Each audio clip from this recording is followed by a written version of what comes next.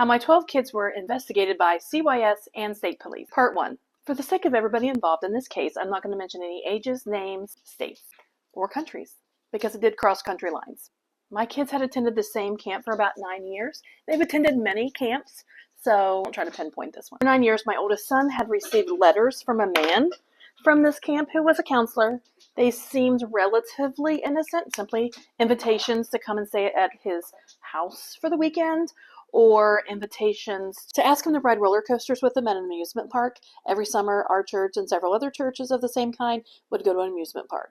I quickly always shut these responses down. I just thought it was odd that my son, who has a mom and a dad and grandparents and uncles, very active family, our church was great. We had lots of people involved in all of our kids' lives. So it really wasn't something that my kids needed, where others might need that more. Over the 9 years, there was about 12 letters, and we only were able to turn in about 3 or 4 of them to the state police for evidence. The final straw before I went to camp counselors was a friend of ours heard that man, John Smith, we're going to just use the name John Smith, had sent all these letters, and then he was going on a mission trip with my son and my husband and my 3 daughters.